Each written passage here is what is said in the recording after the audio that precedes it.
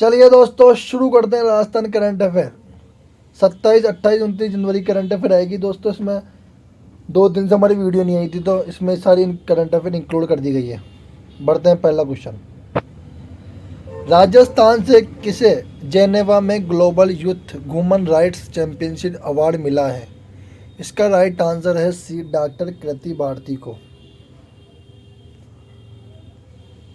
कृति भारती को जेनेवा में मिला global youth human rights championship award. Jodhpur की डॉक्टर कृति भारती को Geneva centre for human rights के इंटरनेशनल ह्यूमन राइट्स डे पर 10 जनवरी को global youth human rights championship award प्रदान किया गया। अंतर्राष्ट्रीय मानवाधिकार दिवस पर Geneva centre for human rights and global dialogue ने प्रोग्राम में विश्व भर में 3 एक्टिविस्ट में इस अवार्ड की घोषणा की। इसमें भारत में से एकमात्र child marriage activity doctor Bharti को अवार्ड दिया गया।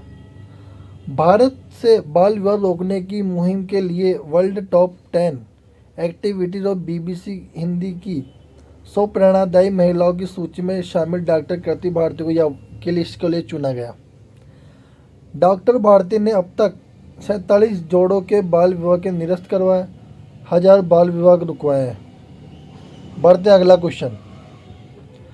हाल ही में राजस्थान सरकार द्वारा शुरू की गई पशुधन बीमा योजना कब तक प्रभावी रहेगी? इसका करेक्ट आंसर है सी, मार्च 2023 तक।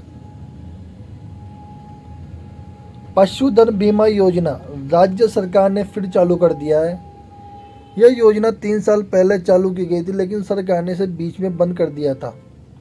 अब इस योजना को फिर चालू कर दिया गया है। यह योजना चालू वित्त वर्ष में मार्च 2023 तक प्रभावी रहेगी। नेशनल लाइव स्टॉक मिशन के अंतर्गत रिस्क मैनेजमेंट में संचालित पशुधन बीमा योजना का शुभारंभ अक्टूबर को जयपुर के ग्राम धानक्या से किया गया। इस योजना का संचालन केंद्र व राज्य सरकार के सहयोग से किया जाएगा। एक पशु चालक अधिकतम 5 पशुओं को करा सकेगा। बीमा योजना के मुताबिक एक पशुपालक अधिकतम 5 पशुओं का बीमा करा सकेगा। योजना के तहत पशुओं का बीमा 1 साल, 2 साल, 5 साल के लिए रहा होगा। इस योजना में सामान्य वर्ग के लिए 50% सब्सिडी दी जाएगी, जबकि SC, ST और BPL के लिए 70% सब्सिडी दी जाएगी। बढ़ते हैं आगे अगला क्वेश्चन की ओर।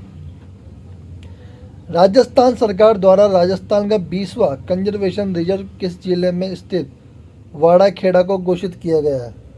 इसका करेक्ट आंसर है ए, सिरोही।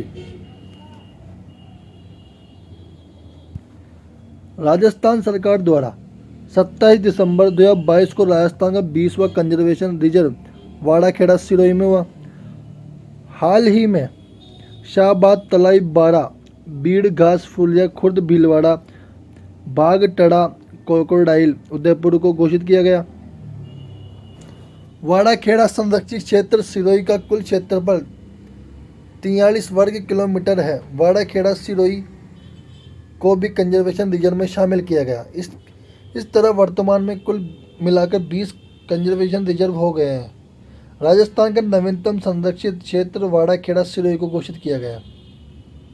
बढ़ते हैं आगे।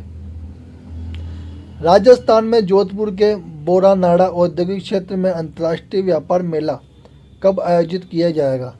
इसका करेक्ट आंसर है बी, 20 से 22 मार्च तक ये आयोजित किया जाएगा। राजस्थान में औद्योगिक विकास के उद्देश्य से आगामी 20 से 22 मार्च 2023 तक जोधपुर के EPCH सेंटर बोरानाड़ा औद्योगिक क्षेत्र में अंतर्राष्ट्रीय व्यापार मेला आयोजित किया जाएगा।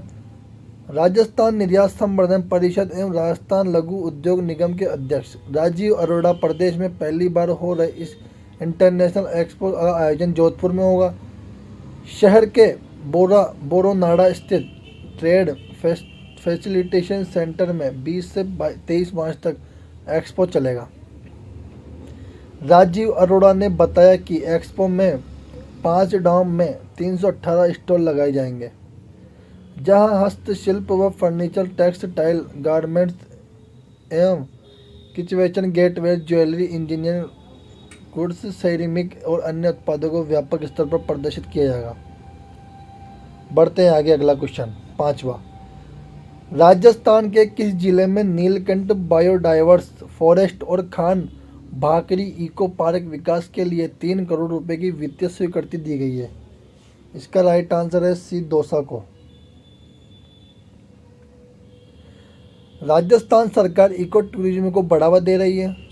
दौसा जिले में पर्यटन की संभावना को देखते हुए प्राकृतिक स्थलों के विकास के लिए अहम निर्णय लिए गए हैं। मुख्यमंत्री अशोक गहलोत ने जिले में नीलकंठ बायोडाइवर्स फॉरेस्ट और खान भाकरी इको पार्क विकास के लिए 3 करोड़ रुपए की वित्त सहायता दी है। वित्त विभाग द्वारा दोनों कार्यों के लिए पूर्व में 68 रुपये किए गए हैं। इससे वन्य जीव संरक्षण में अहम निर्णय बढ़ेगा। पर्यटन नीलकंठ बायोडाइवर्स फॉरेस्ट में वन्य जीव संरक्षण, पर्यटक सुविधा और पर्यावरण जागरूकता के लिए किए गए हैं। बढ़ते हैं अगला क्वेश्चन। राजस्थान में भगवान श्री देवनारायण जी की जयंती पर राज्य में राजकीय अवकाश घोषित करने की प्रस्ताव को मंजूरी किसने दी है? राइट आंसर है बी, अशोक गहलोत ने। राजस्थान में मुख्यमंत्री अशोक गहलोत ने भगवान श्री देवनारायण जी की जयंती पर राज्य में राजकीय अवकाश 28 जनवरी को घोषणा की है। सार्वजनिक अवकाश घोषित किया। पहले यह ऐच्छिक अवकाश की श्रेणी में था। देवनारायण जी की फंड भारत सरकार द्वारा 1992 में 5 रुपये का डाक टिकट जारी किया गया। देवनारायण पैनोरमा मालसेरी आसिन भीलवाड़ा में 4 करोड़ की लागत में 2018 में बना। भगवान देवनारायण जी का जन्म संवत 968-911 ईस्वी माघ शुक्ल सप्तमी को मालासेरी डोंगरी में हुआ था। देवनारायण जी को भगवान विष्णु का अवतार माना जाता है। भगवान देवनारायण जी का मंदिर गुर्जर समाज का एकमात्र आस्था का स्थल है। प्रधानमंत्री नरेंद्र मोदी गुर्जर के देवता भगवान श्री देवनारायण के 1111वें अवतरण महोत्सव के उपलक्ष्य में यह आयोजित समारोह में शामिल हुए थे। देवनारायण जी के बोर्ड के अध्यक्ष जोगेंद्र सिंह अवान्द, उद्योग मंत्री खारी नदी के किनारे आसीन भीलवाड़ा में गुर्जर समाज के विष्णु के अवतार देवनारायण जी के 1111वां जन्मोत्सव था। बढ़ते हैं आगे, अगला क्वेश्चन। हाल ही में EEPIC कार्ड डाउनलोड में राजस्थान का कौन सा जिला राजस्थान में अव्वल पर है? इसका राइट आंसर है बी, जयपुर इसमें अव्वल पर रहा। EEPIC कार्ड डाउनलोड में राजस्थान ने 1,33,000 आंकड़ा पार कर लिया। इस श्रेणी में राजधानी जयपुर 20,510 डाउनलोडिंग के साथ पहले स्थान पर है, तो प्रतापगढ़ 424 के आंकड़े के साथ सबसे निचले पायदान पर है। मुख्य निर्वाचन अधिकारी प्रवीण गुप्ता की लगातार मॉनिटरिंग के बाद अब राजस्थान इसमें 1,33,000 आंकड़ा पार कर चुका है। EEPIC voter ID card PDF है जो हर तरह से सुरक्षित है। इसे आसानी से कोई एडिट नहीं कर सकता, न ही इसे कोई बैंक कर सकता है। इसकी खासियत ऐसी है कि मोबाइल फ़ोन में इसे आसानी से डाउनलोड कर सकता है, फिर उसे कहीं भी इस्तेमाल कर सकते हैं। जानते हैं अगला क्वेश्चन। हाल ही में देश का पहला OTT न्यूज ग्रुप द चौक के लोग का अनावरण किसने किया? आंसर है ए, अशोक गहलोत ने इसका अनावरण किया है। मुख्यमंत्री अशोक गहलोत ने 26 जनवरी को मुख्यमंत्री निवास पर OTT आधारित द चौक मीडिया समूह के लोग का अनावरण किया। इस अवसर पर चौक मीडिया समूह से जुड़े पत्रकार एवं अन्य अधिकारी उपस्थित रहे। OTT का full form over the top होता है। OTT ऐसे प्लेटफॉर्म को कहा जाता है जो इंटरनेट के जरिए वीडियो या मीडिया कंटेंट उपलब्ध करते हैं। अगला क्वेश्चन 9वां। नोएडा में मार्शल आर्ट वर्ल्ड कप प्रतियोगिता में सम्राट महर्षि को वेपन कैटेगरी में सर्वश्रेष्ठ प्रदर्शन करने पर सम्मानित किया गया। यह कौन से जिले से संबंधित है? आंसर है सी, जयपुर से संबंध आता है। नोएडा में मार्शल आर्ट वर्ल्ड कप प्रतियोगिता 20 से 23 जनवरी 2023 तक आयोजित की गई। इस प्रतियोगिता में जयपुर के सम्राट महर्षि को वेपन कैटेगरी में सर्वश्रेष्ठ प्रदर्शन करने पर सम्मानित किया गया। 10वां क्वेश्चन, राजस्थान के कौन से जिले से सितंबर माह में Vande Bharat semi bullet train चलाना प्रस्तावित है? आंसर है सी, जोधपुर। राजस्थान में सितंबर माह से जोधपुर सहित 5 जिलों में जयपुर, अजमेर, उदयपुर और श्रीगंगानगर में Vande Bharat semi bullet train चलाना प्रस्तावित है। जोधपुर में डिपो की मेंटेनेंस सुविधा को अपग्रेड करने के लिए 141.51 करोड़ रुपए की वित्तीय स्वीकृति जारी हुई है। जोधपुर में मेंटेनेंस डिपो भगत की कोठारी रेलवे स्टेशन पर बनाया जाना प्रस्तावित है। ट्रेनों की मेंटेनेंस सुविधा अपग्रेड करने के लिए डिपो पर करीब 1000 करोड़ रुपए खर्च होंगे। यह ट्रेन भारत की सबसे तेज दौड़ने वाली ट्रेन है। बढ़ते हैं आगे, अगला क्वेश्चन। राजस्थान में बाल श्रम एवं बाल दुर्व्यापार पर प्रभावी रोकथाम के लिए किसकी अध्यक्षता में एक उच्चाधिकारी प्राप्त समिति के गठन और संरचना के प्रस्ताव को मंजूरी प्रदान की गई है? इसका राइट आंसर है बी, ममता भूपेश को। प्रदेश में बाल श्रम एवं बाल दुर्व्यापार में पर प्रभावी रोकथाम के लिए मुख्यमंत्री अशोक गहलोत द्वारा एक उच्चाधिकार प्राप्त समिति के गठन और संरचना के प्रस्ताव को 13 दिसंबर 2022 को मंजूरी प्रदान की गई है। इस समिति के अध्यक्ष बाल अधिकारी मंत्री को अध्यक्ष बनाया गया। श्रीमती ममता भूपेश वर्तमान बाल अधिकारी मंत्री है, जबकि श्रम एवं नियोजन मंत्री एवं जनजातीय क्षेत्रीय विकास मंत्री इस समिति के सह अध्यक्ष होंगे। समिति का प्रशासनिक विभाग बाल अधिकारिता विभाग राजस्थान होगा। समिति का कार्य प्रदेश में बाल श्रम बाल दुर्व्यवहार मामलों पर गहन अध्ययन कर राज्य सरकार का समाधान प्रस्तुत करेगी। बढ़ते हैं आगे, 12वां क्वेश्चन। राजस्थान का पहला पैंथर रेस्क्यू सेंटर कहाँ बनाया जाएगा? आंसर है ए, सज्जनगढ़ अभ्यारण्य। राजस्थान का पहला panther rescue centre Udaipur one विभाग के सज्जनगढ़ अभ्यारण्य में बनाया जाएगा। इसके लिए 4.72 करोड़ रुपए की स्वीकृति मिल गई है। बायोलॉजिकल पार्क के पास रेस्क्यू सेंटर करीब 3 हेक्टेयर पर बनेगा। इस सेंटर में पैंथर के लिए अत्याधुनिक तकनीक वाले कराल अर्थात खुले बड़े बाड़े में नाइट शेल्टर बनाए जाएंगे। हर कराल से एक नाइट शेल्टर जुड़ा रहेगा। नाइट शेल्टर मेघालय और बीमा पैंथर आराम कर सकेंगे। उल्लेखनीय है कि उदयपुर में बड़ी संख्या में तेंदुए हैं जो कई बार आबादी क्षेत्र में आ जाते हैं। Next question. हाल ही में मुख्यमंत्री श्री अशोक गहलोत ने इन्वेस्ट राजस्थान के तहत राज्य में कितने करोड़ रुपए के निवेश के लिए 23 जनवरी 2023 को एमओयू किए गए हैं? इसका आंसर है बी, 1.36 लाख करोड़ रुपए। मुख्यमंत्री श्री अशोक गहलोत ने इन्वेस्ट राजस्थान के तहत राज्य में 36 लाख करोड़ रुपए के निवेश के लिए 23 जनवरी 2023 को एमओयू किए। इस कार्यक्रम में उद्योग, अक्षय ऊर्जा, पर्यटन क्षेत्र से संबंधित 26 परियोजनाओं के लिए निवेश समझौते पर हस्ताक्षर किए गए हैं। बढ़ते हैं आगे। राजस्थान के कितने पुलिस अधिकारियों को राष्ट्रपति पुलिस पदक से नवाजा गया है? आंसर है 2 को, ए।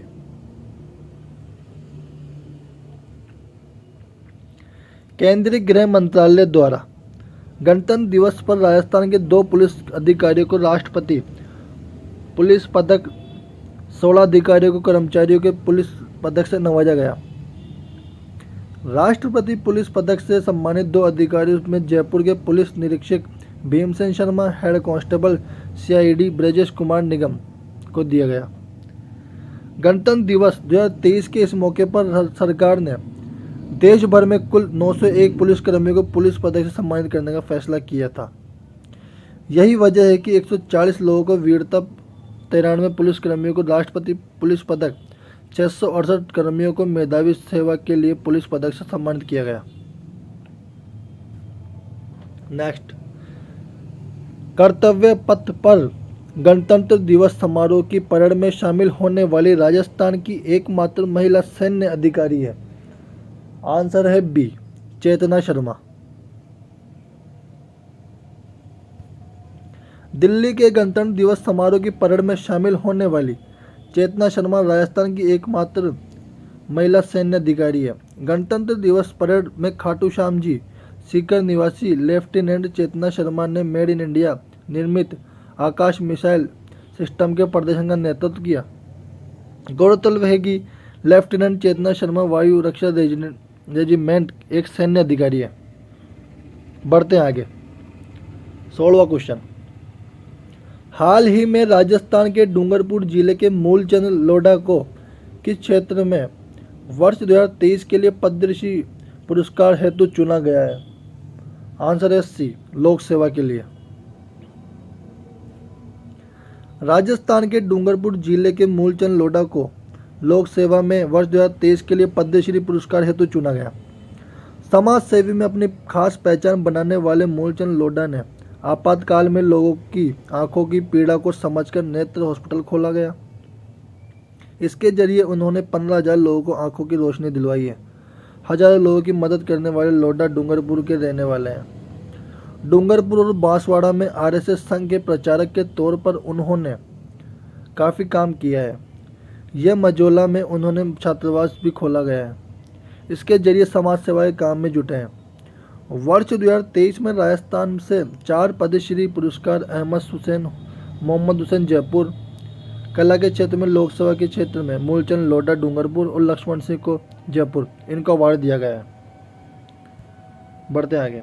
हाल ही में क्लासिकल गजल गायकी के लिए कला के क्षेत्र में राजस्थान के से किस वर्ष 2023 के लिए पद्मश्री पुरस्कार के लिए चुना गया? आंसर है सी, उपरोक्त दोनों, अहमद हुसैन और मोहम्मद हुसैन को। जयपुर जिले के अहमद हुसैन और मोहम्मद हुसैन को संयुक्त रूप से कला के क्षेत्र में पद्मश्री अवार्ड के लिए चुना गया। उस्ताद अहमद हुसैन और मोहम्मद हुसैन जयपुर में 2 भाई हैं जो क्लासिकल गजल गायकी करते हैं। उनके वालिद साहिब का नाम उस्ताद अफजल हुसैन है जो गजल और ठुमरी के उस्ताद माने जाते हैं। सुरीली आवाज़ का जादू बिखेरने वाले उस्ताद अहमद हुसैन और उस्ताद मोहम्मद हुसैन की जोड़ी का नाम आज भी गज़ल प्रेमियों की पसंदीदा जोड़ी में शुमार है। अब तक दोनों भाइयों की गज़लों की लगभग 65 एल्बम बाजार में आ चुकी है। इनमें कुछ एल्बम नाम गुलदस्ता, द ग्रेट गज़ल्स, कृष्णा जन्म भाइयों आज, नूर ए इस्लाम आदि प्रमुख है। सम्मान की बात करें तो हमें राजस्थान सरकार द्वारा स्टेट अवार्ड, राजस्थान संगीत academy award, Mirza Ghalib award, Maharashtra सरकार द्वारा अपना उत्सव अवार्ड आदि अनेक सम्मानों से सम्मानित किया जा चुका है। नेक्स्ट क्वेश्चन, राजस्थान में वनों तथा वन्य जीव के संरक्षण के लिए राज्य सरकार ने वर्ष 2023-24 के लिए कितने करोड़ रुपए का बजट निर्धारित किया है? आंसर है ए, 298.57 करोड़ रुपए के बजट की राशि सहायता दी गई है। राजस्थान में वनों तथा वन्य जीवों के संरक्षण के लिए राज्य सरकार ने वर्ष 2023-24 के लिए 298.57 करोड़ रुपए खर्च करने का निर्णय लिया है। मुख्य सचिव श्रीमती उषा शर्मा की अध्यक्षता में वन विभाग की compensatory afforestation fund management and planning authority CAMPA fund के तहत प्रदेश के वन रोपण निधि प्रबंधक प्राधिकरण की बैठक में इसके लिए कार्य योजना का अनुमोदन किया है। अनुमोदन कार्य योजना के अनुसार कैंपा फंड के नियम के वन तथा वन्य जीव प्रबंधन एवं इनसे संबंधित आधारभूत संरचना में सुदृढ़ीकरण किया गया है। वर्तमान कार्य योजना के लिए 249.19 करोड़ रुपए की कार्य योजना स्वीकृति दी गई है। कैंपा की मुख्य कार्य अधिकारी शिका मेहरा है। बढ़ते हैं आगे, अगला क्वेश्चन। हाल ही में जारी आंकड़ों के अनुसार वित्तीय वर्ष 2021-22 में 11.4% जीडीपी विकास दर के साथ राजस्थान पूरे देश में कौन से स्थान पर रहा है? इसका करेक्ट आंसर है बी, दूसरे स्थान पर। भारत सरकार द्वारा हाल ही में जारी आंकड़ों के अनुसार 11.4% जीडीपी विकास दर के साथ राजस्थान पूरे देश में दूसरे स्थान पर रहा। वित्तीय वर्ष 2021-22 में आर्थिक विकास दर के मामले में राजस्थान देश में दूसरे स्थान पर है। वित्तीय मंत्रालय द्वारा सभी सरकारी को भेजी गई स्टेट ग्रोथ रेट रिपोर्ट में यह बात सामने आई है। इसमें बड़ी बात यह है कि राजस्थान ने डबल डिजिट 11.4% की विकास दर पर हासिल की। पहले स्थान पर आंध्र प्रदेश है, जहाँ की दर 11.43 है। इस रिपोर्ट के अनुसार राजस्थान की विकास दर देश के औसत करीब 3% ज़्यादा है। भारत की विकास दर 8.7% रिकॉर्ड हुई है। बढ़ते हैं नेक्स्ट क्वेश्चन की ओर। राजस्थान में शिक्षा क्षेत्र में विशेष कार्य करने वाले लक्ष्मण सिंह का संबंध किस गांव से है, जिनको वर्ष 2023 के लिए लोक सेवा के क्षेत्र में पद्मश्री पुरस्कार के लिए चुना गया? इसका आंसर है सी, ये लापोड़िया गांव से है। Next question. मुख्यमंत्री अशोक गहलोत ने 24 जनवरी को मुख्यमंत्री निवास के कितने हाई टेक इंटरसेप्टर वाहनों को हरी झंडी दिखाकर रवाना किया? राइट आंसर है ए, 25। मुख्यमंत्री अशोक गहलोत ने 24 जनवरी को मुख्यमंत्री निवास में 25 हाईटेक इंटरसेप्टर वाहनों को हरी झंडी दिखाकर रवाना किया। डिजिटल तकनीक से सुसज्जित इंटरसेप्टर रात्रि में भी गति मापने एवं वाहन नंबर प्लेट पढ़ने में सक्षम है। यह वाहन सड़क सुरक्षा में महत्वपूर्ण भूमिका निभाते हुए सड़क दुर्घटनाओं पर प्रभावी अंकुश लगाने में कारगर साबित होंगे। राज्य सरकार द्वारा सुरक्षा कोष में लगभग 5 करोड़ रुपए लागत से राजस्थान पुलिस को इंटरसेप्टर उपलब्ध कराए गए हैं। बढ़ते हैं अगला क्वेश्चन। हाल ही में प्रदेश के 75 वर्ष से अधिक की उम्र के कितने रचनाधर्मियों को राजस्थान साहित्य अकादमी वर्ष 2022-23 के अमृत सम्मान से सम्मानित करेगी? इसका राइट आंसर है बी, 9 को। देश के 75 वर्ष से अधिक की उम्र के 9 रचनाधर्मियों को राजस्थान साहित्य अकादमी वर्ष 2022-23 का अमृत सम्मान देगी। राजस्थान साहित्य अकादमी उदयपुर के मीरा भवन में 24 जनवरी को संचालिका के अनुमोदन के अनुरूप हुई अमृत सम्मान समिति की बैठक यह निर्णय लिया गया। अकादमी सचिव डॉक्टर बसंत सिंह सोलंकी ने बताया कि अकादमी अध्यक्ष डॉक्टर दुलाराम सहारण यह सम्मान 28 जनवरी को अकादमी स्थापना दिवस समारोह में अकादमी सभागार उदयपुर में आयोजित समारोह में प्रदान किए जाएंगे। उल्लेखनीय है कि हिंदी भाषा, साहित्य, संस्कृति, शिक्षा, साक्षरता, पत्रकारिता आदि की सेवा करने वाले 75 वर्ष से अधिक उम्र के साहित्यकार जिनको इससे पहले अकादमी का कोई भी सम्मान या पुरस्कार प्राप्त नहीं हुआ, उन्हें 31,000 रुपये की राशि यह अमृत सम्मान प्रदान किया जाता है। 23वां क्वेश्चन। राजस्थान में 14 जनवरी से 30 जनवरी तक पशु कल्याण पखवाड़ा के अंतर्गत जीव जंतु कल्याण दिवस का आयोजन कब किया गया? इसका करेक्ट आंसर है ए, 25 जनवरी को। राज्य सरकार की जीव रक्षा के संकल्प को साकार करने के लिए जीव जंतु कल्याण बोर्ड एवं पशुपालन विभाग के संयुक्त तत्वाधान में 14 जनवरी से 30 जनवरी तक पशु कल्याण पखवाड़ा बनाया जा रहा है। इस पखवाड़े के अंतर्गत 25 जनवरी को जीव जंतु कल्याण बोर्ड द्वारा मानसरोवर के एक निजी विद्यालय में जीव जंतु कल्याण दिवस का आयोजन किया गया। पशुओं के प्रति जनता को जागरूक करने व पशुपालकों को कल्याण करने के लिए पखवाड़ा मनाने का फैसला किया है। बढ़ते नेक्स्ट एंड लास्ट क्वेश्चन। हाल ही में Rajasthan co operative dairy federation ने गणतंत्र दिवस के अवसर पर राज्य भर से कितने अधिकारियों और कर्मचारियों को एक्सीलेंसी अवार्ड देने की घोषणा की है? इसका करेक्ट आंसर है 29 को। एक ही दिन में रिकॉर्ड 50 लाख लीटर अधिक दूध का संकलन और दूध संकलन में देश भर में 5वें से 30वें स्थान पर पहुंच चुके हैं। राजस्थान कोऑपरेटिव डेयरी फेडरेशन ने गणतंत्र दिवस के अवसर पर राज्य भर से 29 डेयरी अधिकारियों और कर्मचारियों को एक्सीलेंस अवार्ड देने की घोषणा की है। डेयरी फेडरेशन की प्रशासक और प्रबंधन संचालक सुषमा अरोड़ा राज्य भर के जिला दुग्ध और संघों में उत्कृष्ट कार्य करने वाले डेयरी अधिकारियों और कर्मचारियों को एक्सीलेंस अवार्ड सम्मानित करेगी। सम्मानित होने वाले 29 अधिकारियों कर्मचारियों में 13 RCDF मुख्यालय के, 6 पशु आहार संयंत्रों के और 7 विभिन्न जिला दुग्ध संघों के कार्मिक हैं। इसका उत्तर कमेंट करके बताया। त्रिमया चौधरी ने नागौर में आयोजित राज्य स्तरीय राइफल शूटिंग प्रतियोगिता अंडर 14 में भाग लेकर 10 मीटर शूटिंग में कौन सा पदक जीता है? ए रजत पदक, बी स्वर्ण पदक, सी कांस्य पदक, डी इनमें से कोई नहीं। इसका उत्तर कमेंट करके बताया। बहुत बहुत धन्यवाद। 3 दिन की करंट अफेयर इसमें वीडियो में अपलोड कर दी है। सभी के साथ शेयर करें। धन्यवाद।